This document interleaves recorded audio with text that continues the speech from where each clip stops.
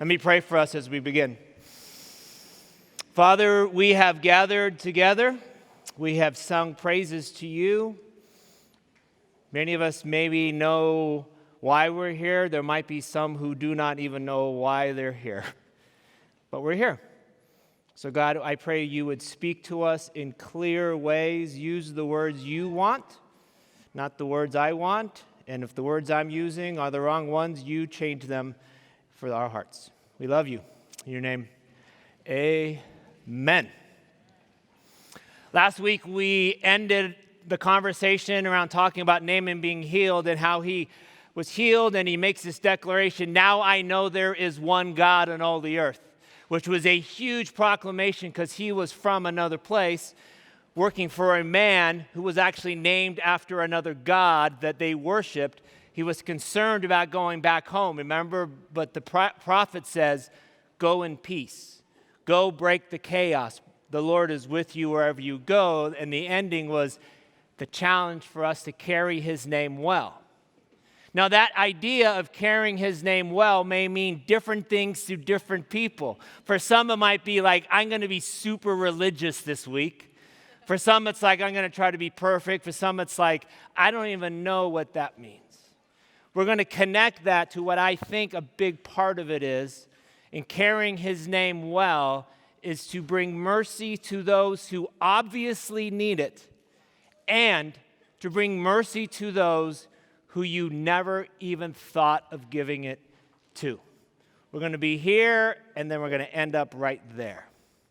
On the front end of the Sermon on the Mount, Jesus is speaking to a lot of people. He's speaking to a group of people and really giving his view on a lot of things, which was super common for rabbis to do.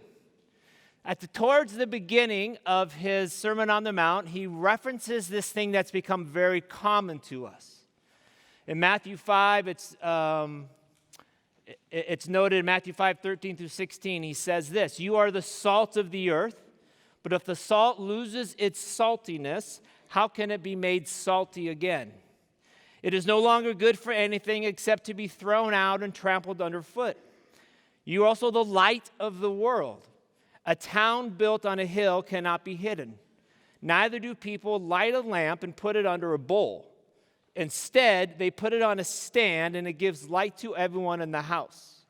In the same way, let your light shine before others that they may see your good deeds and glorify your Father in heaven, which starts to give us an idea. What does it mean to carry his name well? Carry this light in such a way that people see how wonderful you are. No, they see how wonderful God is through you. But how do we do that? And how do we be light in darkness? Because in many ways, a gathering at church is like being a lamp in a lamp store. Have you ever been to a lamp store? Years ago, we were looking for new lights for our kitchen because when my wife looked at them, she's like, those are ugly. I looked at them as functional. Right? But it had like this big dome thing on it. One day, the dome out of the blue fell, shattered all over the floor, and now I'm like, oh, it's retro, because you just see this light bulb. We went to Lamps Plus to pick out new lights. Lamps Plus had thousands of lights in there, right? All out of context, and I walked in, and it was so overwhelming with lights, it actually paralyzed my decision. I'm like, I need to go where there's less. And yet, what's true about lights is if you're in a new hotel room and you have to go up in the middle of the night to find the light switch, you're begging and wishing it was a lot easier than it currently is. And if you gather here this morning and you find yourself going consistently to dark places, you're like, I wish there was more light with me.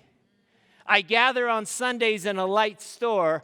It sure would be great to take some of those lights where I'm going. Because also the cynicism that can start to be in our heart is that church is a waste because people aren't going with me. And that's the enemy saying that. So as we engage in this, how can we be light together in dark places? After a long day of ministry, people are drawn to Jesus' teaching, and he's talking about things in ways they've never heard. In fact, it was so crowded at this one place, they got into a boat, and they just went a little bit away from shore, and he spoke from a boat. Now, those who know much more than I do said he was actually using the boat and the sound waves off the water to magnify what he was saying. Awesome. I just think he got in a boat because there was a lot of people around him, and he spoke from a boat. The crowd gathered. It says they gathered from near and far because there was a light unlike they'd ever seen before. At the end of the day, though, he didn't get out of the boat. He said to his disciples, "Let's bring this light to another place." Mark 4:35. That day, when evening came, he said to his disciples, "Let's go over to the other side." Leaving the crowd behind, they took him along, just as he was, in the boat. There were also other boats with him. So he's like, "Let's go." That must have been really kind of disorienting for the people. They heard this amazing day of teaching, and they're hoping for like a meet and greet or something, right? You know, doesn't the pastor shake hands on the way out? Like, how could he just turns around and they sail away? And then the author, like, that's like a dramatic mic drop, right? But he didn't drop a mic because there was no mics. He just sailed away, and then there was other boats with him because they're like, I'm not in the boat, but if I can be near the boat, that's pretty cool. They're in the Sea of Galilee. The Sea of Galilee is known as having these microclimates, which we in San Francisco are very well aware of, that it can be beautiful one day, and then 2 hours later, it's not, or some other place. The Sea of Galilee was known for storms to come up at an amazing, quick fashion. They say it has to do with really large mountains surrounding the lake with plains and just pressure systems, and once again, way outside my pay scale. Storms come fast. So what was about to happen was common, and yet it took them off guard. In fact, what happened is why some people believe the disciples weren't really as old as we might think they were. They weren't that experienced in the boat. In fact, there's this one guy who I believe, he says, I think these disciples were like late in their teens. They failed discipleship school from everybody else. Jesus chose them as the B group. Like, they didn't choose you. I'm choosing you. Let's go for a sail. So if you imagine, and this isn't really that important, it's just fun to imagine that there's these 17, 18-year-olds in this boat with Jesus. This story just makes more sense. A furious squall came up, and the waves broke over the boat so that it was nearly swamped. Jesus was in the stern, sleeping on a cushion. The disciples woke him and said to him, "Teacher, don't you care if we drown?" Some people are like, how could Jesus sleep? The guy was tired. Deep. The disciples woke him and said to him, "Teacher, don't you care if we drown?" He got up, rebuked the wind, and said to the waves, "Quiet, be still." Then the wind died down and it was completely calm. He said to his disciples, "Why? Why are you so afraid? Do you still have no faith?" They were terrified and asked each other, "Who is this? Even the wind and the waves obey him." Because of these known microclimates, there might have been like, I told you this was going to happen. We shouldn't be sailing at nighttime. It's dark. And I'm wondering about the boats that were also went with him, like near him, what they were observing at the same time and experiencing. They had seen his power already, and because it was recorded this way, they've also noticed that earlier in Mark, as Mark recorded, he uses the same words that he used to cast out an evil spirit that he did to calm the waters. The root word means be quiet. Peace should be breaking the chaos, not chaos breaking the peace. For some reason in their minds, it was like, that's legit that he casts out demons, but oh my gosh, the weather responds to him as well. That also gives you a mindset of how they saw the weather at this time. The thing that cannot be controlled. The thing that is bigger than all of us. Because we don't know where it's coming from, and we don't know where it's going. What was he doing? He's bringing peace into the situation. It must have been really disorienting, though, right? Like, hey, we've seen him do these amazing things. As long as we have him in the boat, we're good. Like, even in transition, we're good. And what Jesus is saying is, you're good despite the things you experience, because I'm with you. Whose idea was it to cross the lake? It's Jesus's. Who knew, most likely, what was going to happen? Jesus. Who knew who was waiting for him on the other side? Jesus. You know who the only one who wasn't nervous about this whole journey? Jesus. Could it be that when he's leading you somewhere or placing something on your heart and things aren't going like you thought, it was his idea to lead you through that? Because so often we say, God, I thought you told me to do this, but in my deduction, it must not be true because the storms are raging. And he's like, I did tell you, and the journey to get to where I want you to be is right through this storm, because you'll see that my present doesn't always take away the discomfort. My presence brings you to the place I want you to be eventually. And just think who you will be once that happens. Last week we talked about how the story of location, that God's just not worshiped in one place, but in all places. But it starts with this orientation of the heart. But Jesus has a plan to go across the lake to another story that's so easily for us just to read through really flat. But I want to engage your mind and your heart around it.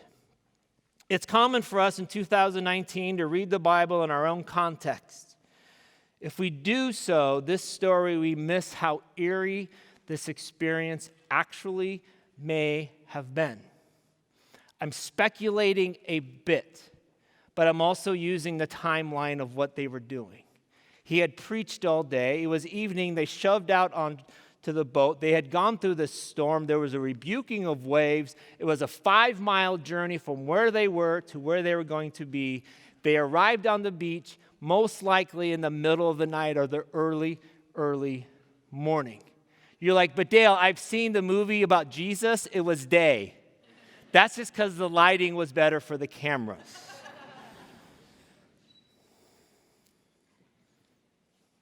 Coming out of these shadows, if you can picture them, and the darkness, and these tombs in this rocky area, were the voices of evil,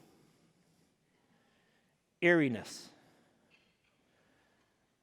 It's kind of like if you visited a graveyard at night by yourself, and it was foggy, and you heard voices coming out of the graves. Are we there yet? You're a 9-year-old boy telling ghost stories to your friends. That's what this is.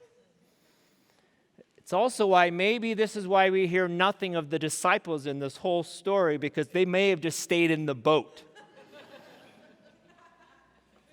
But ultimately, this isn't a story just about demons. It's about mercy.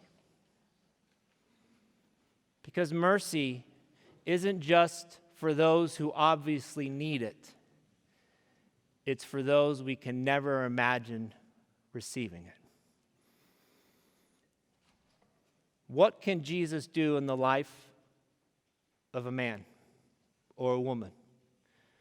What can he do in the life of that person you've thought, this person would never see Jesus for who he is? Jesus had a plan. And it wasn't just for this man.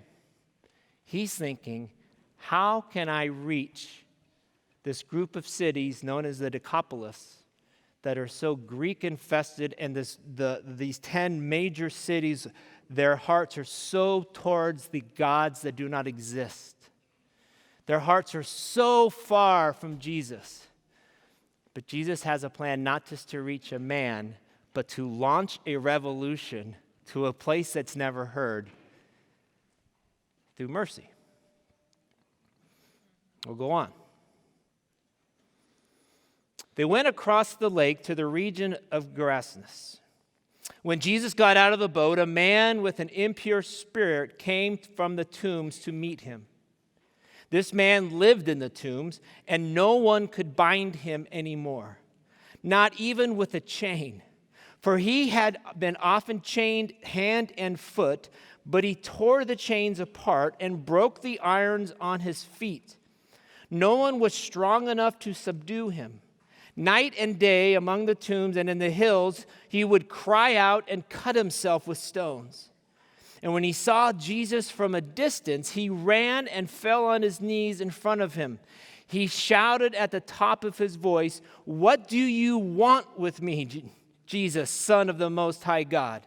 In God's name, don't torture me." For Jesus had said to him, "Come out of this man, you impure spirit." So much here. Jesus starts with what he normally does. Come out of him, you impure spirit. It did not come out at that time. This man comes, he bows down to Jesus. It implies in the narrative, might be him speaking and the demon speaking at the same time. And they saw Jesus as a threat, and they saw Jesus as a torturer. Now, pretty clear, the world may not say Jesus is a torturer. They kind of go to his followers as the torturers, maybe.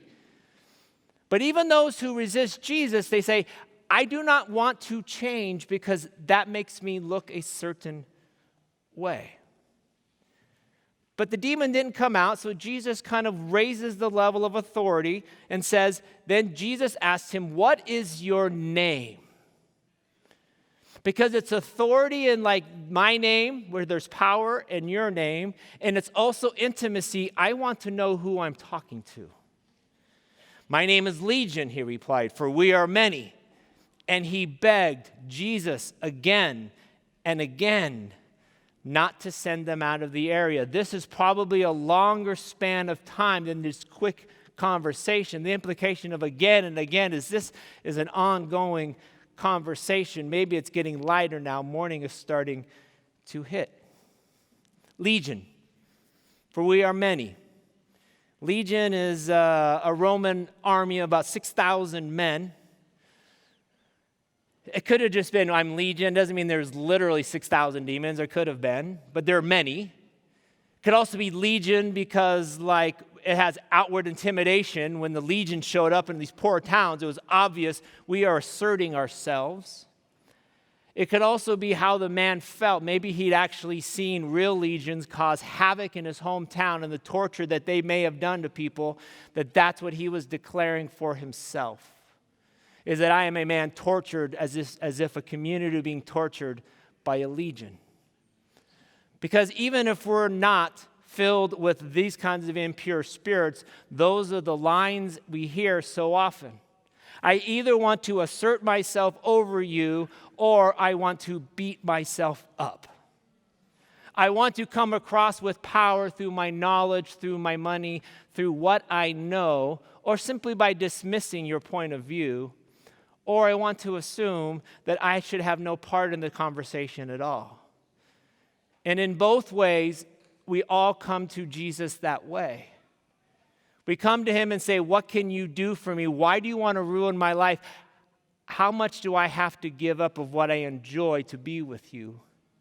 Or, I am so far away from you.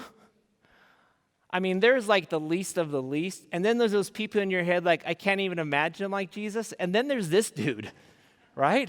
I mean, he's like extreme, living in the tombs, breaking chains, screaming night and day. Nobody can contain him. He's so overwhelmed by all of this. But Jesus saw that there was only one way to cure this man, and that was to give him the unanswerable demonstration that the demons had gone out of him, at least unanswerable as his own mind was concerned. Because even today, you may be like, I'm disregarding this story. I don't believe in demons. But for you, I would say, would you engage at minimum that this guy was severely mentally ill? And he needed to see an unanswerable truth that he had been freed from this. Jesus was there to heal the man. It wasn't just about the demons. We'll continue on, verse 11. A large group of pigs was feeding on the nearby hillside. The demons begged Jesus. Once again, there's this begging. Send us among the pigs. Allow us to go into them. He gave them permission, and the impure spirits came out and went into the pigs. The herd, about 2,000 in number, rushed down the steep bank into the lake and were drowned. Those tending the pigs ran off and reported this in the town and countryside. And the people went out to see what had happened. Now there's a lot of testifying going on. These guys are like, I'm going to go testify on Jesus for Jesus, but I'm going to go tell them about the pigs running into the sea. There are those who maybe even in this room are like, what about the pigs? I'll let you have your own conversations about the pigs. I like pigs, in case you're wondering. But Jesus is giving an unanswerable truth to this man. He's giving him something so tangible that this man goes, I know I'm healed. This wasn't a trick. But the testimony that these people who saw the pigs, the herdsmen into the town, it's going to run out of gas. Because at some point, everyone has heard about the pigs. This was the very proof that the man needed. This was almost the only thing on earth that could have convinced him that he was cured. Jesus, like a wise leader who understood so kindly and sympathetically the psychology of a mind diseased, used the event to help the man climb back to sanity. And this disordered mind was restored to peace. The chaos inwardly and outwardly had been broken. This wasn't just off the boat, boom. This was an engagement with a man who his town had rejected, who were afraid of, for very viable and important reasons. Jesus starts with the heart of the matter and heals a man. And not just so he thinks he's better, but gives him the undeniable truth. It's the same phrase as Naaman, who last week was healed and says, now I know there's only one God. This question begs for all of us. Have you seen God move in you? If you haven't, I'm guessing you're more like the boats that sailed near Jesus just to be around him.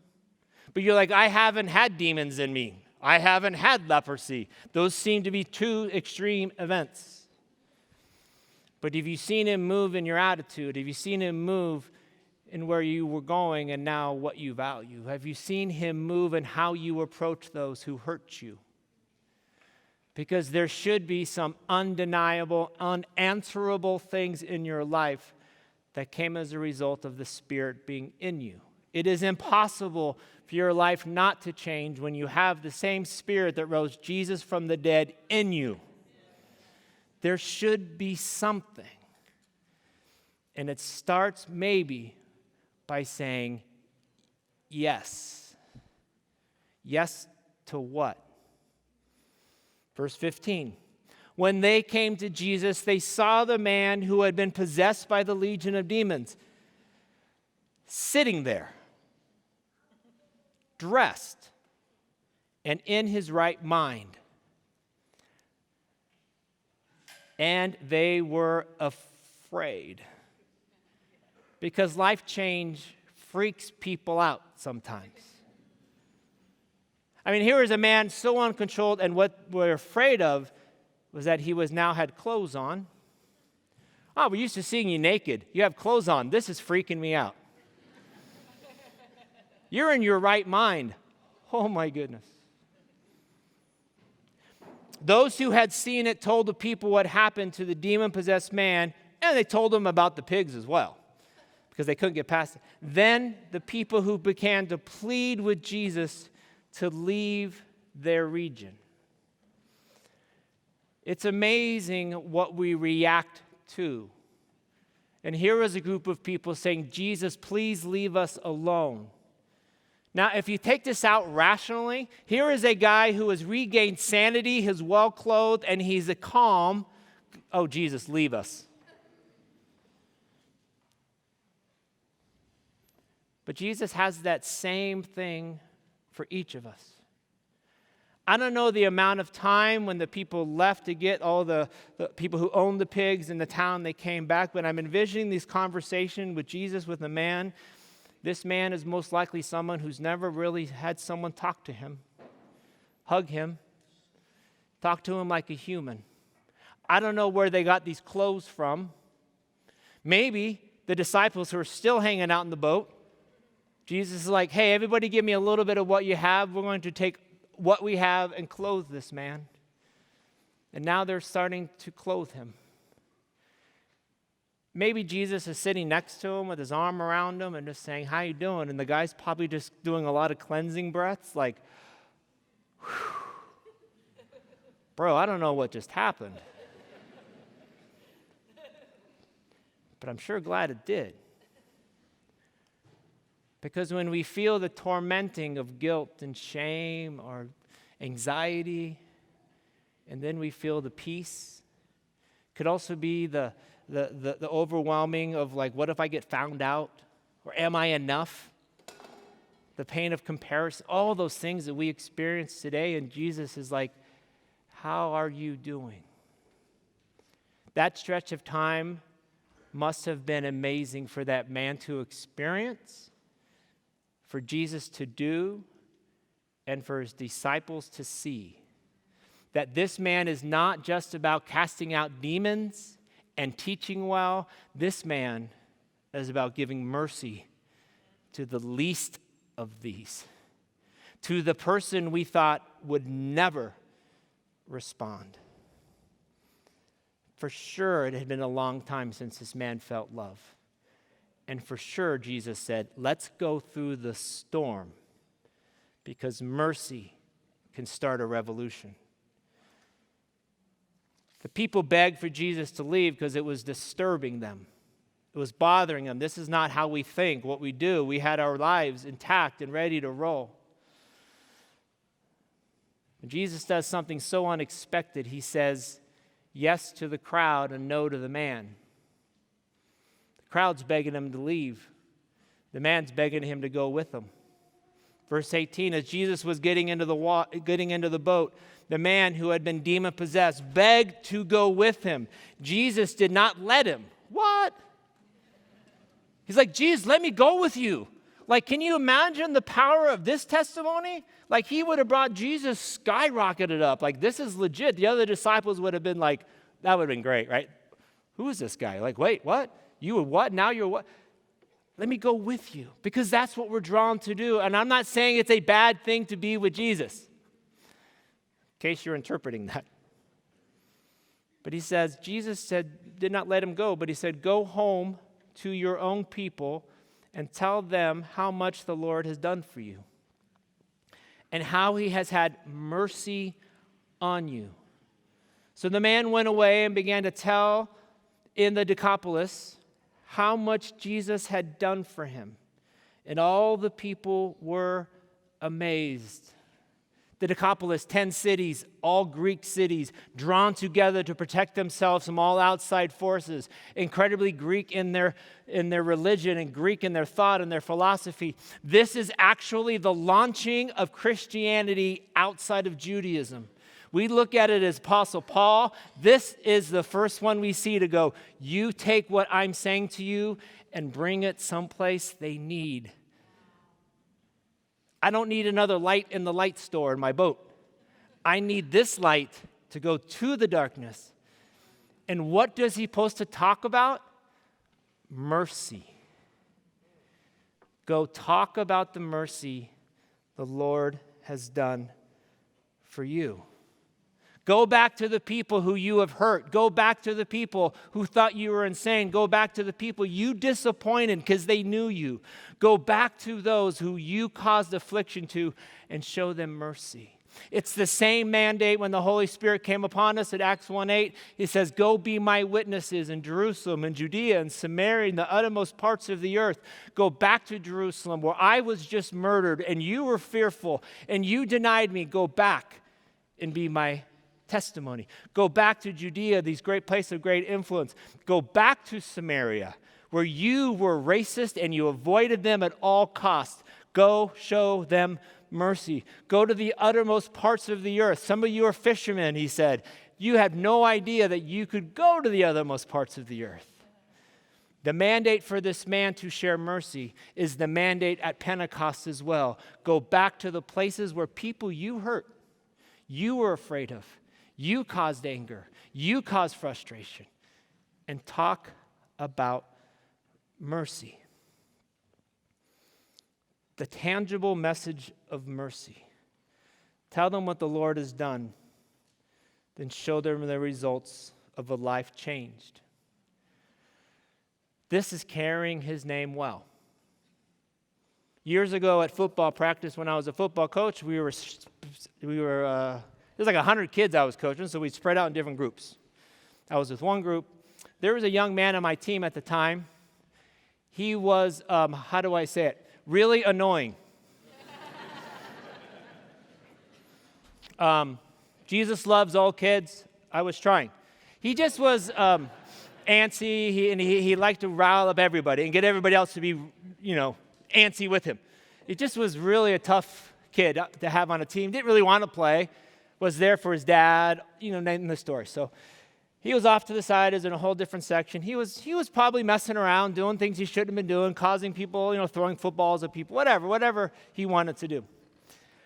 From across the field, I heard one of my young coaches, who had excellent voice projection, which means he was loud, yelling at this young man whose name was Stewie. And he was saying, Stewie, you need to stop. Oh, that's understood. Then he escalates. Stewie, you are worthless. There is nothing good about you. I don't even know why you're even here. It escalated. I walked not that slowly from where I was closer, and I looked at this young man who was a rascal, and the Lord said, mercy. So I went over and I looked at Stewie and I'm like, buddy, I don't even know what you're doing right now, but don't believe the lie that coach just told you. You do have worth. You are important. Because I didn't want him to hear that in his head. You're valuable. You're a great young man. I let that finish end, and then I said, Stewie, stop screwing around. Jesus said, go and sin no more. This was my version. Stop screwing around. He's like, okay, coach.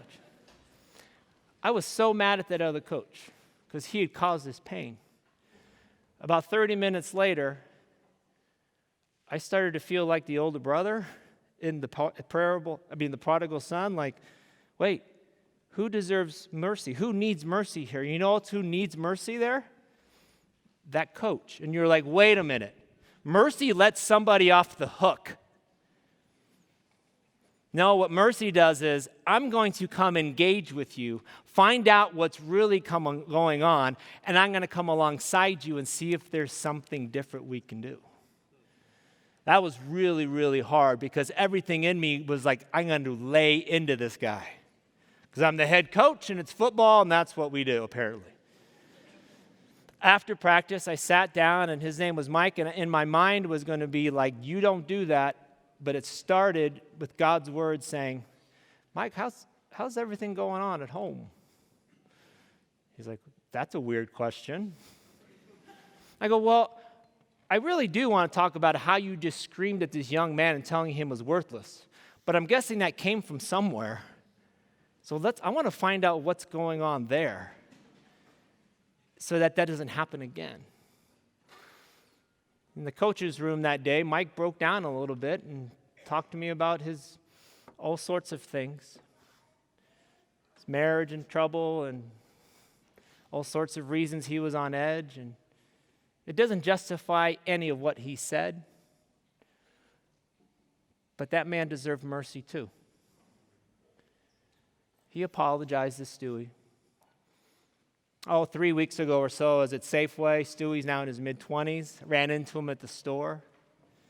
He's like, Coach, you'd be so proud of me. I own my own business. I'm like, sweet. I go, what do you do? He's like, well, something. I'm like, what do you do? Well, I sell legalized marijuana. And I'm like, well, at least... he goes, is that what you thought I'd be doing? I'm like, no, I kind of thought you'd be selling illegal marijuana, but at least it's legal.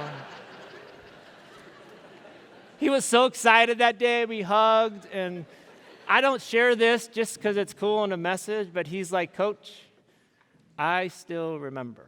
And I'm like, so do I, buddy. So do I. Mercy. Mercy starts revolutions. Mercy is what Jesus told the man to bring the truth to a place who's never heard him. So for each of us to carry his name well,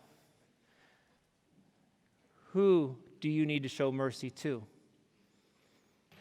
Who is the last person you think you need to show mercy to? We are called to bring mercy to both of those places. For some of you, it may start simply by receiving the mercy that Jesus has for you today. You may not even know what that means. But he's sitting next to you, puts his arm around you, and he's like, we're good. To some, he might be moving in you, like, I can think every reason in this world why this person deserves no mercy, or at least the conversation that I need to have with them. But he does. Because there is no one too far from God's love that he can't draw near to him. You might be that messenger to Decapolis today.